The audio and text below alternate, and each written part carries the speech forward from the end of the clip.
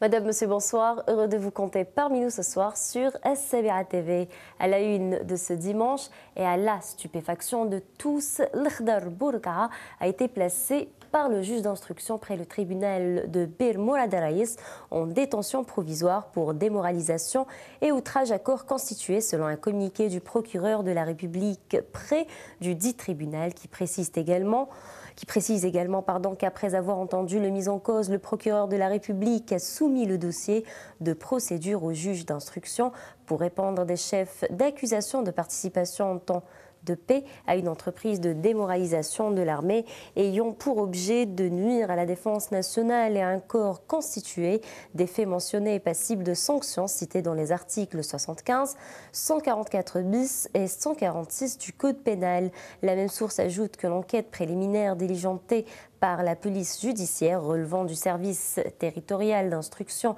judiciaire de la ville d'Alger concernant des faits à caractère pénal reprochés ont nommé Bourga'a. Et toujours dans le même sillage, interpellées lors des manifestations du 10e vendredi, 16 personnes ont été placées sous mandat de dépôt par le juge d'instruction près le tribunal de Sidi Mohamed. Cette arrestation vient pour le chef d'inculpation de port d'un autre drapeau, d'un drapeau autre que l'emblème national lors des événements que connaît le pays depuis le 22 février dernier. Il est à signaler qu'un rassemblement de soutien aux manifestants a eu lieu aujourd'hui devant le même tribunal. Plusieurs personnalités y ont d'ailleurs pris part. Et sur un autre volet, plusieurs familles ont été exclues de l'opération de relogement au niveau du quartier Bouderbella à Soudania. Ces familles sont montées au créneau et demandent aux autorités concernées d'agir dans les plus brefs délais. Je vous propose de les écouter. Les autorités concernées ont procédé à la démolition des habitations de personnes qui devaient bénéficier de logements. L'on se demande pourquoi détruire celles des non-bénéficiaires. Ils veulent s'entretenir avec nous, mais c'est sans issue. Ils nous disent de faire des recours, chose faite depuis 4 ans d'ailleurs. Je demande aux autorités concernées de trouver les solutions dans les plus brefs délais. Je demande aux autorités de prendre en charge les doléances de mes filles et de les loger dans les plus brefs délais. Ils ont détruit leur maison, elles doivent donc automatiquement bénéficier de nouveaux logements.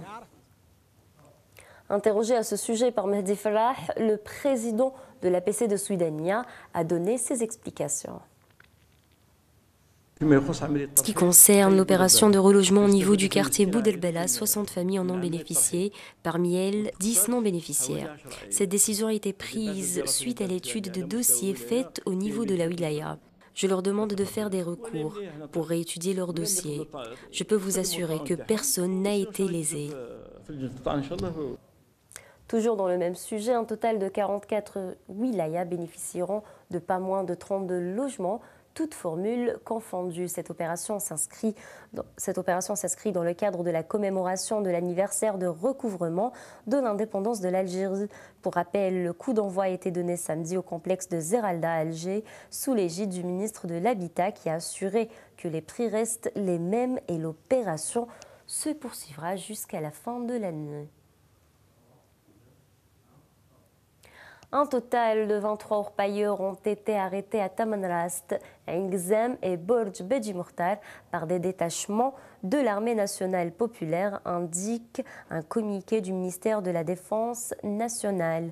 Ces opérations s'inscrivent dans le cadre de la lutte contre la contrebande et la criminalité organisée. Ils ont également procédé à la saisie de 2 camions tout-terrain, 17 groupes électrogènes et 9 marteaux-piqueurs. Par ailleurs, un détachement de l'ANP a appréhendé à Béchar un narcotrafiquant en possession de 5,9 kg de kif traité, alors que des unités de garde-côte ont déjoué des tentatives d'émigration clandestine de 46 personnes à bord d'embarcations de construction artisanale, et ce lors d'opérations menées distinctement à Alcala, Annaba et Skikda, ajoute la même source. Et à l'étranger, les auteurs du double attentat kamikaze qui se sont produits en Tunisie sont connus. Après avoir réussi à dévoiler la première, le parquet antiterroriste tunisien a pu démasquer La deuxième identité, celle de l'auteur de l'attaque terroriste survenue jeudi à l'avenue Charles de Gaulle dans la capitale, Tunis, selon le porte-parole du pôle judiciaire de lutte contre le terrorisme, Sofiane Sliti, qui précise que les investigations sur les deux attaques terroristes se poursuivent et avancent de manière qualifiée de significative.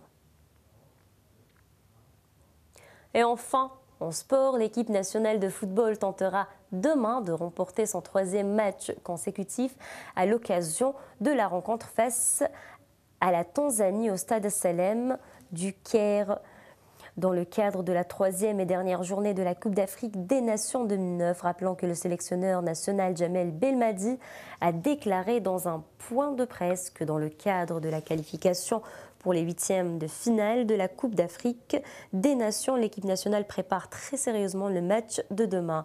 Réaliseront-ils le même exploit qu'il y a 29 ans? L'on se pose bien la question. Bonne chance aux Verts. Voilà, c'est la fin de ce journal. Quant à moi, j'aurai le grand plaisir de vous retrouver demain à la même heure. D'ici là, je vous souhaite une excellente soirée et je vous dis à demain.